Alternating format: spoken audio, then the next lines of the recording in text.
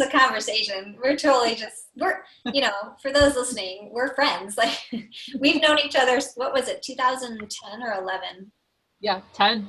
2010. You were like the first friend I made at IIN. Yeah, we met each other through the Institute for Integrative Nutrition and had like a mom group that I'm glad we did that. And well, you know, we'll go into that later if we have time. But like 22 years ago, what was going on? So I think to back up like even further than that, like I come from two parents who have some, like they came from, my grandparents both had eating disorders. So my dad grew up with a mom who was bulimic, who threw up after dinner every night on the porch. And my dad has said that he was probably 14 before he realized that not all moms go barf after dinner. Like he just thought that's what moms do, you know? So that definitely has shaped how he thinks about weight and things like that. Shapes the whole family. You know, like she actually, my grandmother didn't come to my wedding because she didn't like how her teeth looked. And I can remember when she was probably like 83 years old. It was actually a pivotal conversation for me. 83 years old. She lives alone, okay? Mm-hmm. But she wanted all her stuff. So she refused to go to a nursing home where I think she would have been happier, but she wanted all her material stuff with her. She didn't want to give that up. So she's sitting there all alone. All she has is the TV that she watches all day long, okay, and hopes that like a grandkid will call her once in a while. And she's talking to me about how big her belly is. Woman's like 80 pounds, 83 years old, and she's still, and like I remember thinking like, I mean, I was still in the middle of like all my stuff, but like, I was like, God, I don't want to still be worried about what I look like and what I weigh at 80. Like, if that's like what my life is like destined to become, like, there's so much more than that. I think that was like a really eye-opening moment for me. And then my mother's mom was obese. And, you know, so both my parents, like, I did not have healthy role models at all. My dad at one point told my mom, he told me, I think I was like 7 or so, and he was like, if your mom gets any fatter, I'm going to divorce her. Wow. So I had a lot of like stuff. Yeah. Because not only is that scary from a perspective of like my parents could get a divorce, but like the impression that leaves on you as a little girl. Oh yeah. I remember, so at my wedding, I'm fast forwarding a second, but I think it's relevant. I gotten really, really thin for my wedding. Unhealthily so, I think. And he said to me, I was like 30, 31, and my dad said to me, there's nothing worse in this world than a fat person. And that really pissed me off. Like, and I think like, I fought back at him, but like, I was like, which is ironic because my dad's not fit, you know? So a lot of stuff there. And then of course, you know, I date men who reiterate that message when I was younger. Mm-hmm. And always felt like my breasts, like I used to make fun of myself and talk about how flat I was and stuff, but I grew up in the 90s, like it was Baywatch, 80s and 90s, you know? Yeah. So like big boobs were a thing, and I was dating this jerk of a guy who always, like, we would watch Baywatch together, and he would just say like really derogatory things to me. And I inherited some money, and the first thing I wanted to buy myself was boobs, because I really believed at that point, like, if I'm skinny and I have big boobs, then I'll be happy. Yeah. Then I'll be happy. So that was where it started. I was 21 when I got them. Was it hard for you to make the decision, or was it kind of just this, like, you knew? Oh God, it was like a dream come true. Yeah. It was a dream come true. And I remember, it's funny, like with all the talk about breast implant illness, a lot of people are saying, like, as they're, like, it's become a thing to pull them out, a lot of people are talking about how they didn't know that it could make them sick. But I knew. The first doctor that I called said, no, I don't believe they're safe. I won't perform that surgery on you. So I called somebody else. Yeah. And actually my boyfriend, the jerk boyfriend, found me a surgeon to do it. And I went to him and I said to him, like, you know, I came in with like a list of questions, like, will I be able to breastfeed? You know, can this harm my health in any way? And I remember he said to me, he said, it could cause an autoimmune issue. I didn't know what that meant. I had no idea. And so I knew that my friends had lupus and I knew that was autoimmune. And so I said, well, will that kill me? And he said, no, it wouldn't kill you. And I was like, all right, then I'm good to go. So I knew. He also told me that I would have to have them replaced every, you know, 10 years or so. So I went in, I don't want to say eyes wide open, but I don't think there's anything that he could have said to me that would have changed my mind, because I was hell bent on big boobs are going to make me happy. That was all I saw. Yeah. Yeah. So surgeries happen, and you made it through okay, I'm sure. And then, like, fast forward, when did you start wondering, like, about whether it's autoimmune or, you know, breast implants, anything, you know, that this is an issue for my body? Well, can we backtrack on a couple of things first? Yeah. Oh, right. Okay. So first I have to say that my jerk boyfriend, when I got them, all of a sudden he got insecure and he said, I'm worried you're going to leave me. And I was like, what do you mean? And he was like basically because I looked better, he was all of a sudden feeling like unworthy of me, which really pissed me off, because I was like, I'm the exact same person I was 3 days ago. Wow. Why all of a sudden, like, there was that much value on what I looked like? And I did have the awareness to realize that. But then it was really eye-opening to see the difference of a reaction that I got when I walked into a bar, you know? Mm-hmm. So I don't know, like, I can't imagine it's that much different 20 years later, but like our culture does put so much emphasis on what women look like that it's really hard. Like, you really have to like have a lot of work on yourself, I think, to not like fall into that kind of mindset. I think I said that really well. So then, okay, so 16 years later, I had had 2 pregnancies, gained and lost 80 pounds twice, nursed 2 babies. So my implants weren't full anymore, and they were like, when I would lay down, my boob and my nipple would be like concave. And I felt like I really had normal, by the way, because I don't know a lot about this. So say that again. What? Is that normal to happen for the implant to not be full? I don't know. So implants do leak, and I think it's important for anyone that does have implants or that's thinking about it, is both silicone and saline implants do leak very, very slowly. They start to evaporate. I know a lot of women who they've removed their implants and kept them, and as they sit in your closet, they start to evaporate, mold starts to grow in them. So they're not as safe as plastic surgeons lead you to believe. I'm not sure if the plastic surgeons don't know, or it's a huge industry. There's a ton of money to be made off breast implants and women's insecurities. So, so 16 years later, I knew that I had to get I knew that they were sort of like starting to need to be replaced. I also had 2 little girls. I had a 4-year-old and a 2-year-old. And I knew enough then that I didn't want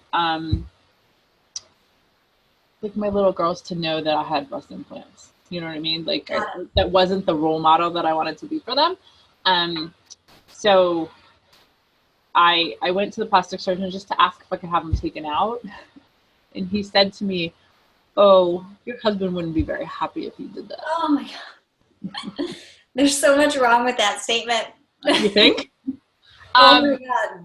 But so I walked out with an appointment to get a new set of boobs, silicone, because he told me they were safe. And I was like, oh, well, he said they were safe. They must be. And a tummy tuck. Because he's like, while you're in here, you might as well just do it all. So I said, okay. So then I got my second set, and it wasn't until I had that second set that I really started to notice my health decline. So. Interesting. Mm-hmm. there's also a part too that, just as a side note, I was imagining you going through 2 pregnancies and having probably massive adrenal fatigue, right? And not necessarily recovering as best we can because we're moms and we like go. And then going through a surgery again and all the. So, it's interesting. So I had already been to nutrition school, and I want to say like I'm really fascinated by how many health coaches and like people who truly care about health and wellness have breast implants. Like, I just find that fascinating.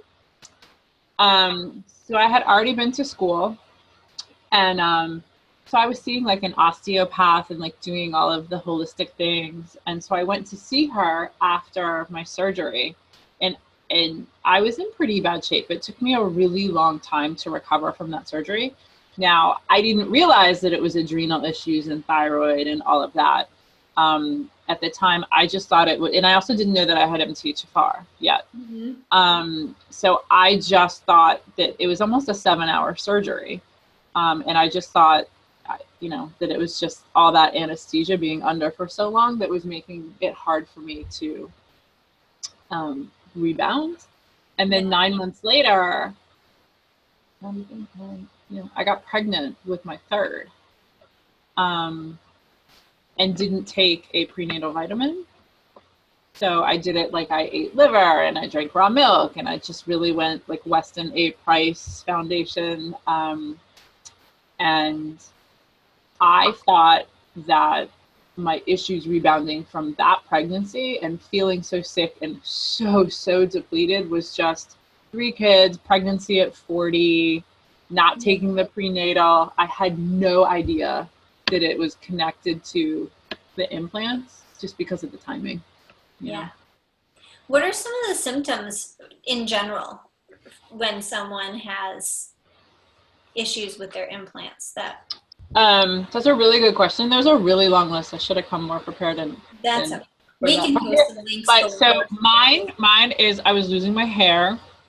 It's like starting to grow back now, but like all this right here was totally gone. Wow. Which is interesting. The whole, like, I don't have a straight hairline, which I find really interesting. You have like this sweet little like baby hair growth in there. I do. Yeah. I had excruciating joint pain. So when my son was 2, I really couldn't even walk him to the park. Like, I was in that much pain standing in my kitchen all day. It was even painful to make dinner. I was really fatigued. I had 0 tolerance for stress. So I lost my temper really easily. And it caused a lot of issues in my marriage, honestly, because like, I think my husband or anyone around, I've lost a couple of friends. Like, I just didn't have the tolerance. I didn't have that threshold to control it. Yeah. Which I didn't understand for a long time. I was like, what is wrong with me? Why can't, like, maybe I need anger management classes. But my liver was just so overburdened. There was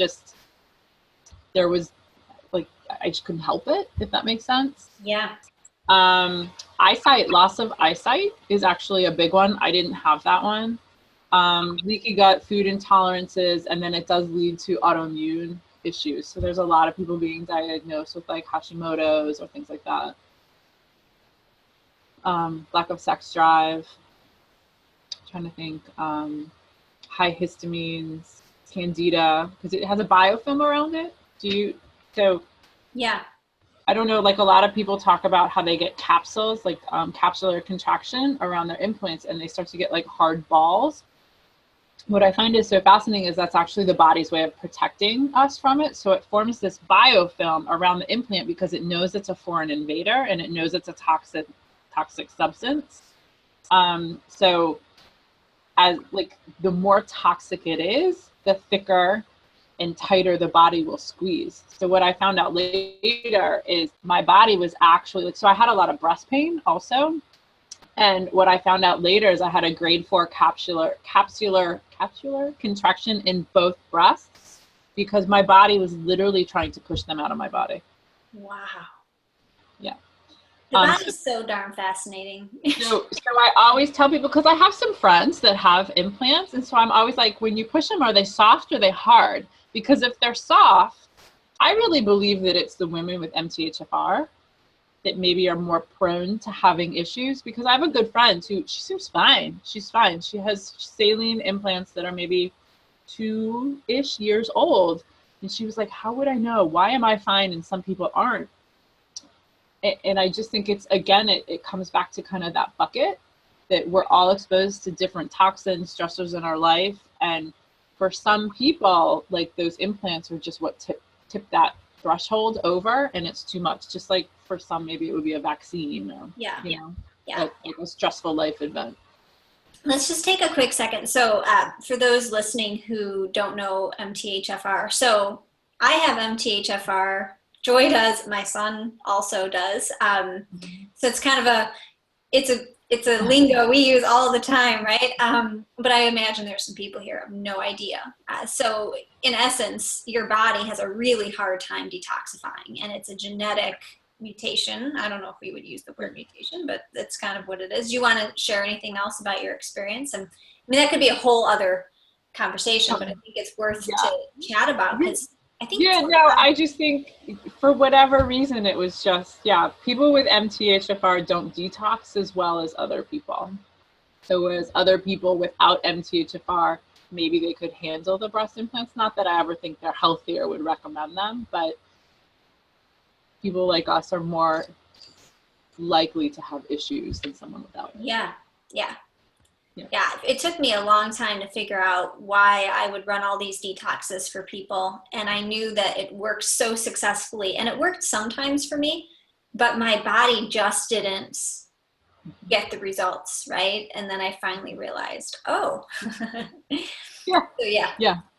why.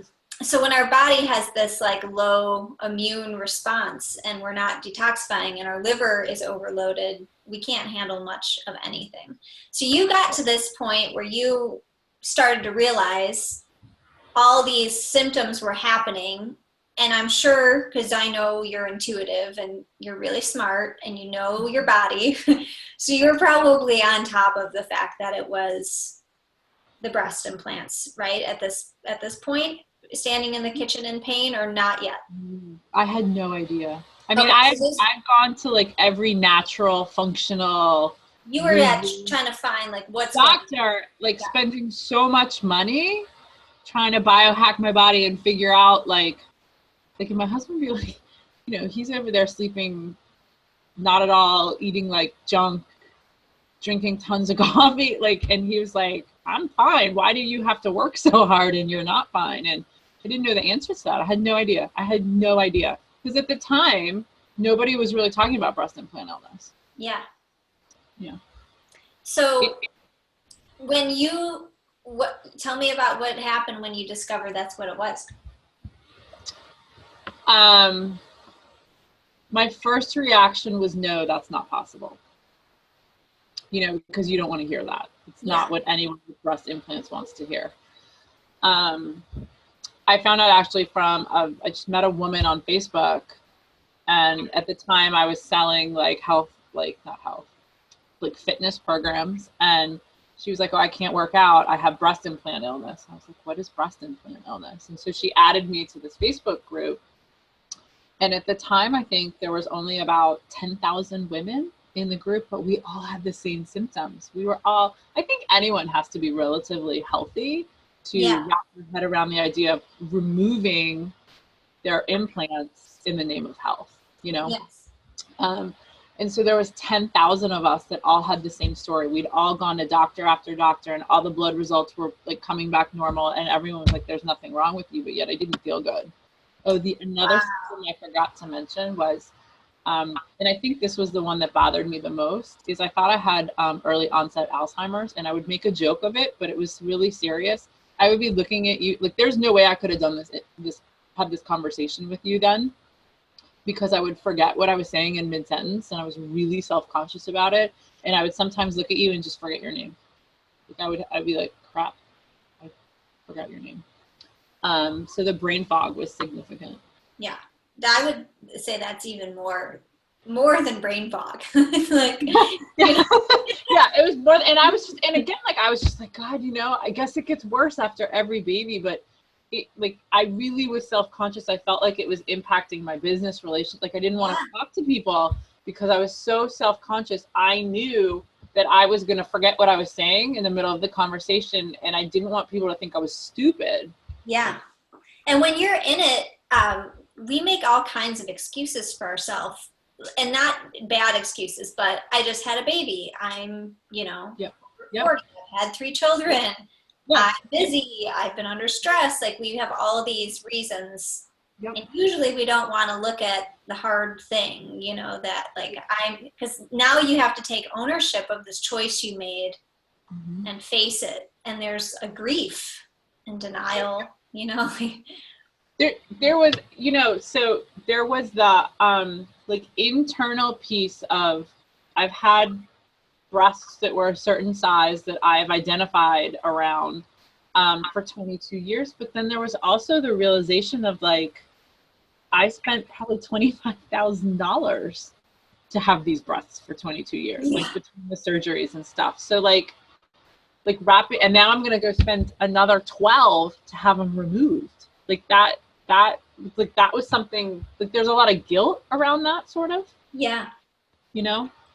But yeah, so to answer your question, you know, I landed in this group in Facebook with, you know, 10,000 women. I think there's more than 30,000 women in there now. And it's incredible. Like, it's mind blowing to me. 30,000 women, all who've spent $10,000 to $20,000+. And yeah, and you're gonna tell us that they're safe. No, they're not safe. Like, there may not be a scientific peer-reviewed study on this yet, but your group is right there. Like, that's your scientific and like you said, like, some of our bodies are more tolerant than others, right? And I'm sure there's the 1 or 2 people in a group of 10 who say, I have no problems at all, you know, and I'm making up those numbers, but like, you know. So going back, so I read, like, okay, so I'm wrapping, like, my initial thought was, no, that's not me. That can't be possible. And then I start to wrap my head around, okay, this is possible. Maybe I should look at this. And the feelings start to come up, like, what does this mean for me? And so I'm reading this book, you know, a friend recommended Warrior Goddess Training. And that got me to the point of like, okay, I can do this. Like, I am whole. It doesn't matter what size my breasts are, you know? And then I started to think, well, you know, it became a thought of, can I love myself with deformed breasts, you know, or do I love myself enough to have the reconstruction? Like, can I say, like, I'm worth it, where I don't want to look in the mirror and cry? I didn't want big breasts anymore. I just kind of wanted to get back to what I started with. Yeah. And so I made the choice to do a fat transfer. And it was interesting, his thought, like, initially when I consulted with the plastic surgeon, he wanted to take a little bit of fat from all over my body, and, you know, transfer that into my breasts. And I tried to control the situation, and I had all these stories in my head of like, no, that's cheating. I don't want you to take it from here or there. Why don't you take it from my legs? Because there's, you know, I've always had bigger legs, and like, I thought my knees were fat. So I asked if he could do it the way that I wanted him to do, which in hindsight was a huge mistake. And there was still, basically what I realize now is I was still trying to control my body. I wasn't loving like my body as God had given it to me. Like, I was still trying to fix it. And it's interesting now is he did a great job on my breasts, but now my legs are messed up. Like, when I say messed up, like he botched the liposuction on my legs. Oh, okay. And so where that kind of brings me to where I am today is realizing, like, what I see, and this is a common thing with women, not common, maybe it's not common, but it's not uncommon, is I was so focused on the breasts, I didn't do the research on the liposuction or the fat transfer. And so I see a lot of people are like, well, then you can go to another plastic surgeon and have that fixed. And I'm just like, no, I can't, like, I don't need to like get into a car accident and have something really big, like smack me in the face and like deform my whole face or something before I realize like the message that the universe is trying to give me is just love yourself naked, like love yourself exactly as you are. Like, I don't have to be perfect to love myself. Yeah. And so that kind of brings me to where I am today, is just learning to accept, like, I have like deformities in my legs where he's like scooped out too much fat, and I'm not going under the knife to fix it. Like, I'm instead going to learn to love myself. I just want to honor you so much. Like, it's bringing some tears to my eyes. Like, you're so courageous. You're so courageous. And it sure has been a journey of not only looking at your identity, but your relationship with your body, and then physical health and all these parts and how it's impacted your relationship with your partner, like everything. But every step of the way, you kept choosing to grow, right? And I'm just like, I'm bowing to you.